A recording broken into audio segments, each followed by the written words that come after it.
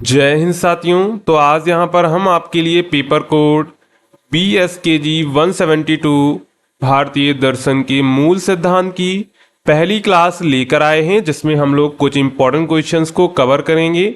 यह आप लोगों का पेपर जो है 13 जून 2025 को होने वाला है। तो उसी के लिए यहाँ पर हम लोग महत्वपूर्ण प्रश्नों को देखेंगे जो आपकी एग्जाम के लिए इम्पॉर्टेंट है। तो एक एक करके हम लोग यहाँ पर सभी क्वेश्चंस को कवर करते हैं। उससे पहले अगर आपने अभी तक चैनल को सब्सक्राइब नहीं किया है तो आप लोग चैनल को सब्सक्राइब कर लीजिएगा। ये आपका जो है संस्कृत का एक विषय है, तो एक एक करके यहाँ पर हम लोग सभी क्वेश्चंस को कवर करेंगे।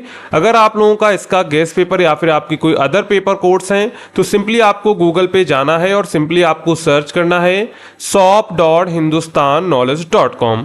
जैसे आप सर्च करेंगे तो आपके सामने हमारी इस प्रकार की वेबसाइट आ जाएगी।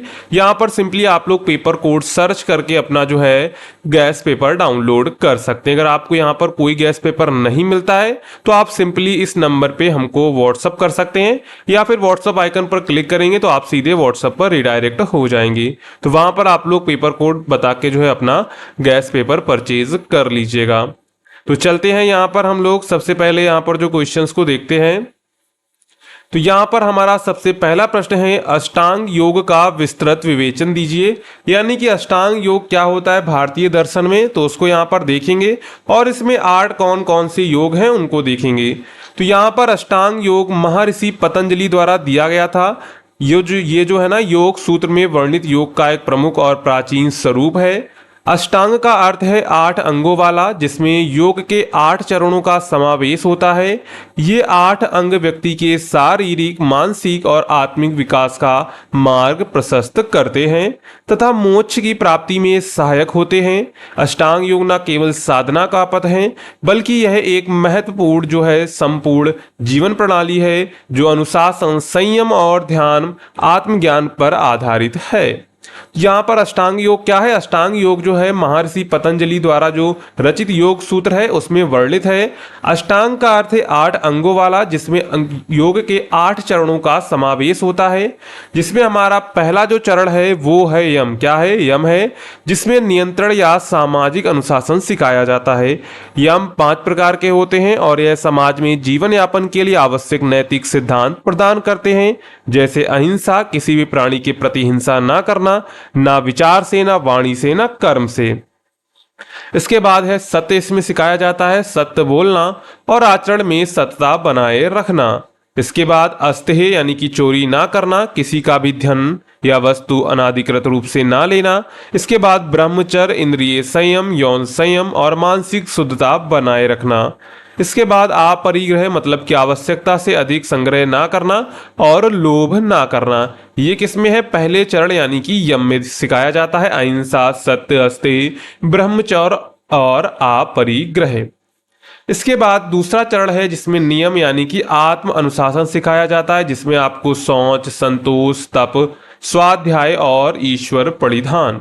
नियम भी 5 प्रकार के होते हैं जो व्यक्ति की आंतरिक शुद्धता और आत्मिक उन्नति में सहायक होते हैं। ठीक है, तो इसमें आपको शौच, संतोष यानी कि जो भी आपको प्राप्त हो उसमें आपको संतुष्ट रहना चाहिए। तप मतलब कि कठिनाइयों को सहन करने और आत्म संयम के लिए तपस्या करना। स्वाध्याय मतलब कि वेद, उपनिषद और आत्मज्ञान संबंधी ग्रंथों का अध्ययन करना। और ईश्वर परिधान मतलब ईश्वर में पूर्ण आस्था और समर्पण रखना।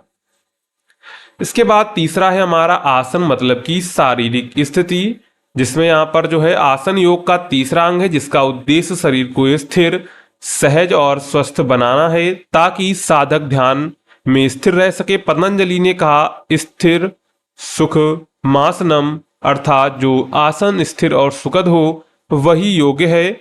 यह शरीर को रोग मुक्त करता है और ध्यान के लिए उपयुक्त बनाता है। इसके बाद चौथा इसमें है हमारा प्राणायाम मतलब कि श्वास नियंत्रण। प्राणायाम का तात्पर्य है प्राण यानी कि जीवन ऊर्जा का नियंत्रण। इसमें श्वास को विधि पूर्वक अंदर लेना मतलब कि पूरक, रोकना मतलब कुंभक और बाहर निकालना मतलब कि रेचक, यानी कि पूरक, कुंभक और रेचक शामिल है। प्राणायाम में शारीरिक शांति, मानसिक शांति, आत्मनियंत्रण और चेतना का विस्तार होता है। इसके बाद है प्रत्याहार मतलब कि इंद्रिय नियंत्रण। तो प्रत्याहार का अर्थ है इंद्रियों को बाह्य विषयों से हटाकर भीतर की ओर लगाना, यह ध्यान के अभ्यास की पूर्व तैयारी है। जैसे कछुआ अपने अंगों को भीतर कर लेता है, वैसे ही साधक अपनी इंद्रियों को नियंत्रित करता है। इसके बाद इसमें आती धारणा मतलब की एकाग्रता। धारणा का अर्थ है मन को किसी एक बिंदु, वस्तु या विचार पर स्थिर करना।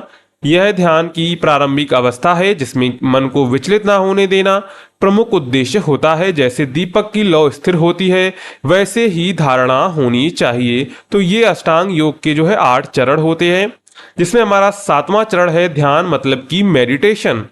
ध्यान का अर्थ है निरंतर एक विषय पर मानसिक एकाग्रता बनाए रखना। जब धारणा निरंतर और अविचल हो जाती है तब ध्यान की अवस्था आती है। ध्यान से मानसिक शुद्धि, आत्मबोध और शांति प्राप्त होती है। इसके बाद 8वां है यहाँ पर समाधि यानी कि आत्म साक्षात्कार। अष्टांग योग का अंतिम अंग है समाधि, जिसमें साधक आत्मा और परमात्मा में एकत्व का अनुभव करता है। अवस्था निर्विकल्प, निर्विचार और परम आनंद से परिपूर्ण होती है। इसे ही योग का चरम लक्ष्य माना गया है। यानी कि हम लोग सबसे पहले पहले चरण से शुरू करेंगे, ठीक है। इसके बाद दूसरे चरण पर आएंगे, फिर तीसरे चरण पर आएंगे, फिर चौथे चरण पर आएंगे, फिर 5वें और 6वें और 7वें। जब आप 8वें चरण में आ जाएंगे यानी कि समाधि में आ जाएंगे, तब आपको आत्मज्ञान प्राप्त हो जाएगा, ठीक है। ये अष्टांग योग कहता है। तो अष्टांग योग न केवल एक साधना पद्धति है, बल्कि यह एक संपूर्ण जीवन शैली है जो मानव को आत्म अनुशासन, मानसिक शांति और आध्यात्मिक उत्थान की दिशा में अग्रसर करती है। आज के तनावपूर्ण जीवन में भी यह प्रणाली अत्यंत उपयोगी है, जो न केवल व्यक्ति को शारीरिक रूप से स्वस्थ बनाती है, बल्कि उसे मानसिक संतुलन और आत्मिक जागरूकता भी प्रदान करती है। अष्टांग योग को अपनाकर व्यक्ति मोक्ष रूपी अंतिम लक्ष्य की ओर अग्रसर हो सकता है। इसके बाद आते हैं दूसरा प्रश्न यहाँ पर हमारा है, अद्वैत वेदांत के अनुसार ब्रह्म के स्वरूप पर प्रकाश डालिए। यानी कि अद्वैत वेदांत के अनुसार ब्रह्म का स्वरूप क्या है उसको देखेंगे।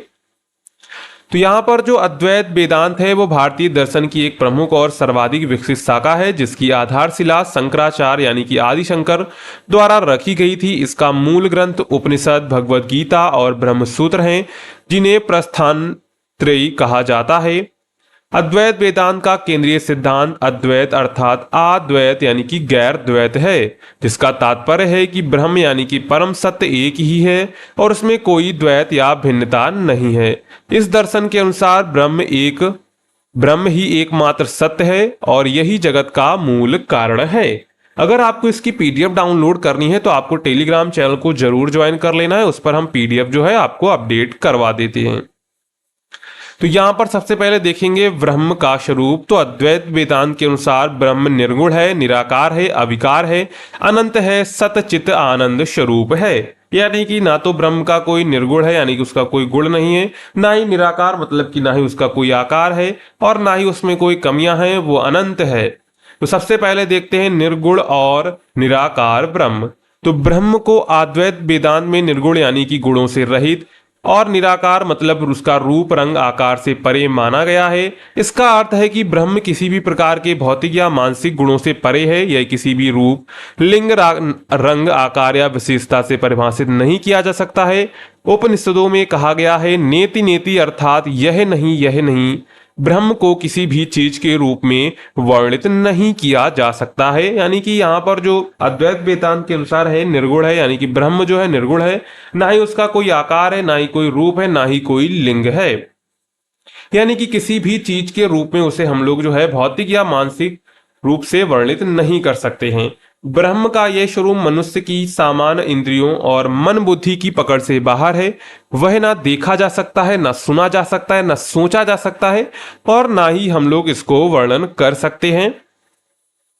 इसके बाद दूसरा उसका स्वरूप है सत चित आनंद स्वरूप।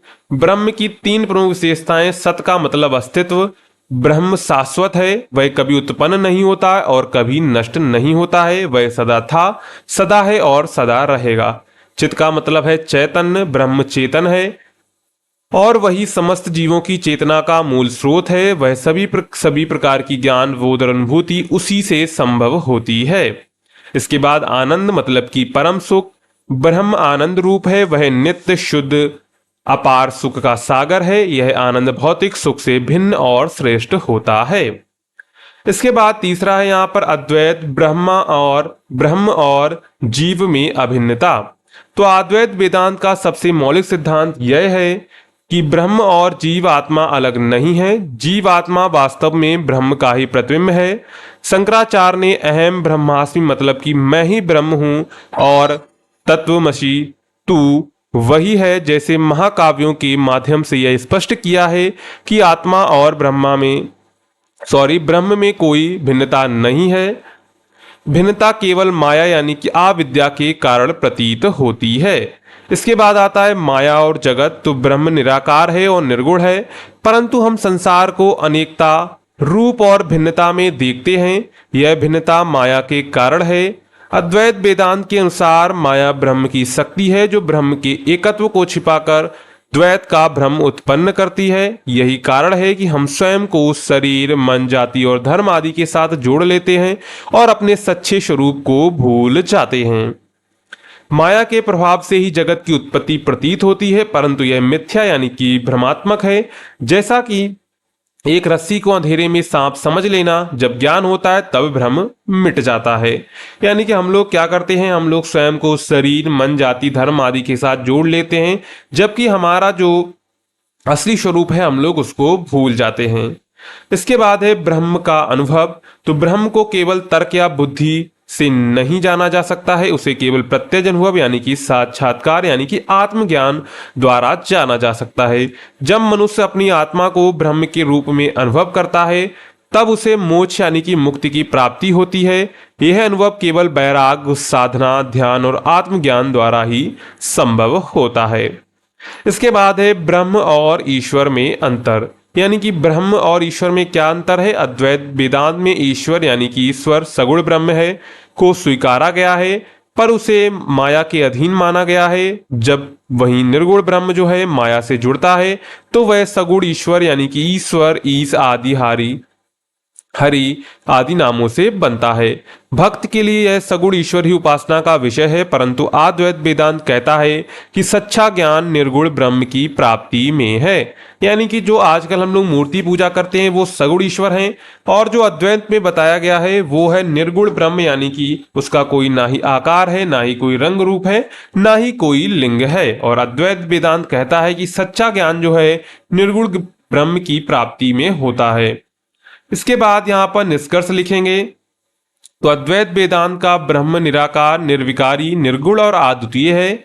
वही ब्रह्म आत्मा है, वही सारा जगत है और वही परम ब्रह्म परमात्मा है। यह दर्शन हमें बताता है कि जीवन का अंतिम लक्ष्य इस ब्रह्म के साथ अपने एकत्व को अनुभव करना है। जब मनुष्य अहम ब्रह्मास्मि का अनुभव करता है तब वह जन्म मरण के बंधन से मुक्त होकर मोक्ष को प्राप्त करता है। तो यहाँ पर देखिए अद्वैत वेदांत के अनुसार माना गया है कि जो हर कोई व्यक्ति है वो सभी क्या है, ब्रह्म है। यानी कि अहम ब्रह्मास्मि मतलब कि मैं ही ब्रह्म हूं। जब मनुष्य अहम ब्रह्मास्मि का अनुभव करता है तो वह जन्म मरण के बंधन से मुक्त होकर मोक्ष को प्राप्त हो जाता है। इसके बाद यहाँ पर तीसरा प्रश्न है, चार आर्य सत्य कौन से हैं, विस्तार से वर्णन कीजिए। तो यहाँ पर जो चार आर्य सत्य हैं वो बौद्ध धर्म के मूल सिद्धांत हैं, जिन्हें स्वयं भगवान बुद्ध ने ज्ञान प्राप्ति यानी कि बोधि के पश्चात प्रथम बार सारनाथ में धर्म चक्र प्रवर्तन के दौरान अपने 5 शिष्यों को उपदेश स्वरूप दिया था। ये सत्य जीवन के दुखमय स्वरूप को पहचानने, उसके कारण को समझने और उसके निवारण और निवारण के उपाय को दर्शाते हैं। यही चार आर्य सत्य बौद्ध धर्म की संपूर्ण साधना, नैतिकता और ध्यान का आधार हैं। सबसे पहला जो आर्य सत्य है वो दुख। पहला सत्य जो है यह बताता है कि यह संसार मूलतः दुख से भरा है। यानी कि जीवन में जन्म, जरा मतलब कि बुढ़ापा, व्याधि, रोग, मृत्यु, प्रिय से वियोग मतलब कि अप्रिय से वियोग, इच्छा की पूर्ति ना होना, ये सब क्या है, दुख के कारण हैं। संसार में कोई भी स्थिति स्थायी नहीं है। जो सुख प्रतीत होता है वह भी अस्थायी है और जो अंततः दुख में बदल जाता है। यानी कि जो चीज आज अच्छी लग रही है हो सकता है कल अच्छी ना लगे, जो आज सुख है हो सकता है कल वो दुख हो जाए। तो यहाँ पर जो चीजें हैं वो हमेशा बदलती रहती हैं। बुद्ध का कथन है सर्वम दुखम, अर्थात सब कुछ दुखमय है। इसका उद्देश्य निराशा फैलाना नहीं है बल्कि जीवन की यथार्थता को पहचानना है। यानी कि आप सोच रहे हैं कि आज हमारे जीवन में सुख है तो कल दुख नहीं आएगा। देखिए दुख क्या है, पूरा जीवन ही दुख से भरा हुआ है। किसी को व्याधि है, किसी को बीमारी है, किसी को बुढ़ापा है, किसी का जन्म है, किसी का मरण है। ये सब क्या है, दुख के ही कारण हैं। तो यहां पर अगर हम लोग कहें तो बुद्ध के कहने का मतलब था सुख क्षणिक है और उसके अंत में दुख आता है। यानी कि जरूरी नहीं कि आज सुख है तो कल दुख नहीं आएगा। जीवन के हर पक्ष में परिवर्तन और अनिश्चितता है और यह परिवर्तन ही दुख का मूल कारण है। देखिए अगर जीवन में परिवर्तन, मान लीजिए आज सुख है, अगर परिवर्तन होकर दुख आएगा, यानी कि जब परिवर्तन होता है तभी जो है दुख आता है। यानी कि परिवर्तन ही दुख का मूल कारण है। दुख की यह पहचान आध्यात्मिक मार्ग की पहली सीढ़ी है। जो दुख को यह पहचान कर लेता है, यह आध्यात्मिक मार्ग की जो है पहली सीढ़ी को पार कर लेता है। इसके बाद है दुख समुदाय आर सत्य, यानी कि दूसरा आर सत्य है। यह सत्य दुख के कारण को बताता है। यानी कि दुख के कारण क्या है, तो सबसे पहला दुख का कारण है तृष्णा, मतलब कि तन्हाई, यानी कि अर्थात इच्छाएं। यह 3 प्रकार की हो सकती हैं। काम तृष्णा मतलब कि इंद्रियों के सुख की लालसा, भव तृष्णा मतलब कि अस्तित्व और स्थायित्व की इच्छा, यानी कि भविष्य में क्या होगा, विभव तृष्णा मतलब कि विनाश और अस्तित्वहीनता की इच्छा। तो यहां पर बुद्ध का कथन क्या था, तृष्णा दुख की जड़ है, यानी कि इच्छा ही दुख की जड़ है। जब इच्छाएं पूरी नहीं होती हैं तो दुख होता है, जब इच्छाएं पूरी हो जाती हैं तब भी मन में असंतोष बना रहता है। तृष्णा के साथ साथ मोह मतलब कि अज्ञान और राग द्वेष मतलब जुड़े होते हैं, मतलब कि दूसरों से द्वेष करना, जो चित्त को दूषित करते हैं। तृष्णा के कारण ही पुनर्जन्म का चक्र चलता है, यानी कि संसरण चक्र। यानी कि तृष्णा, जो आपकी इच्छा इस जन्म में नहीं पूरी है तो उस जन्म को जो है अगले जन्म में इच्छा को पूरी करने के लिए आपका जो है पुनर्जन्म का चक्र चलता रहता है। इसके बाद है दुख निरोध आर सत्य। यह सत्य बताता है कि दुख का अंत संभव है। तो वो कैसे होगा, भावार्थ देखें अगर तो जब तृष्णा यानी कि इच्छाओं का सामूल मतलब कि जड़ के साथ नाश हो जाता है तब दुख भी समाप्त हो जाता है।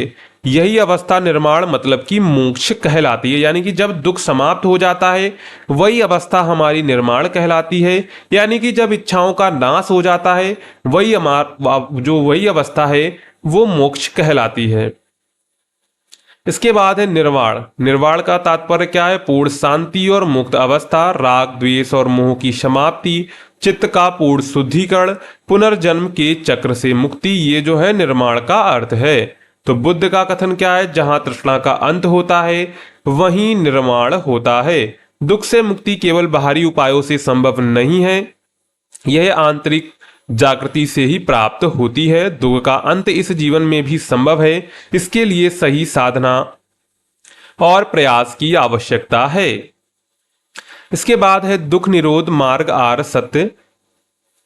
यह सत्य दुख की समाप्ति के मार्ग को बताता है, जिसे अष्टांगिक मार्ग यानी कि 8 फोल्ड पाथ कहते हैं। अष्टांगिक मार्ग के 8 अंग है, सम्यक दृष्टि, सम्यक संकल्प, सम्यक वाणी, सम्यक कर्म, सम्यक आजीविका, सम्यक प्रयास, सम्यक स्मृति और सम्यक समाधि। मतलब सम्यक दृष्टि का मतलब है संसार को यथार्थ रूप से देखना। सम्यक संकल्प का मतलब है करुणा, अहिंसा और त्याग की भावना रखना। सम्यक वाणी का मतलब है सत्य बोलना, कठोर या अपशब्द ना बोलना। सम्यक कर्म का अर्थ है अहिंसा, चोरी से परहेज, नैतिक जीवन। सम्यक आजीविका का अर्थ है ऐसा जीवन यापन जो दूसरों को हानि ना पहुंचाए। सम्यक प्रयास मतलब कि बुरे विचारों को दूर करना और अच्छे विचारों को बढ़ाना। सतत सजगता। सम्यक स्मृति का मतलब क्या है, सतत सजगता और वर्तमान क्षण में जीना। इसके बाद है सम्यक समाधि, मतलब कि ध्यान और एकाग्रता के माध्यम से चित्त को स्थिर करना। यह मार्ग आत्म संयम, नैतिकता और मानसिक अनुशासन पर आधारित होता है। यह धीरे धीरे चित्त को शुद्ध करता है और अंततः निर्वाण की ओर ले जाता है। यह मार्ग मध्य मार्ग है, ना अति भोग ना अति तप। अगर हम लोग निष्कर्ष में लिखना चाहें तो लिख सकते हैं 4 आर्य सत्य भगवान बुद्ध की महानतम शिक्षाओं में से हैं, जो जीवन की सच्चाई को स्वीकार करने यानी कि दुख को हमको स्वीकार करना होगा, उसके कारण को समझना होगा और उसको समाधान प्राप्त करने की दिशा प्रदान करनी होगी। ये सत्य न केवल बौद्ध अनुयायियों के लिए है बल्कि संपूर्ण मानवता के लिए है। दुख से मुक्ति की यह प्रक्रिया न केवल आध्यात्मिक है बल्कि मानसिक, नैतिक और सामाजिक रूप से भी गहन है, मतलब कि गहरी है। आज भी ये सत्य हमें जीवन को समझने और जीने की एक व्यावहारिक और शांतिपूर्ण राह दिखाते हैं। तो यहाँ पर हमने 3 महत्वपूर्ण प्रश्नों को कवर किया है। और अगर आपने अभी तक चैनल को सब्सक्राइब नहीं किया है और वीडियो को लाइक नहीं किया है तो कर दीजिएगा और टेलीग्राम को जरूर ज्वाइन कर लीजिएगा, जिससे आपको उसकी पीडीएफ टेलीग्राम पर मिल जाएगी। और अगर आपको गैस पेपर परचेज करना है तो यहाँ से आप लोग जो है पेपर कोड सर्च करके अपने सभी सब्जेक्ट के गैस पेपर परचेज कर सकते हैं, जिससे एग्जाम के टाइम आप लोग उसको रिवीजन कर सकें। तो चलिए मिलते हैं नेक्स्ट क्लास में।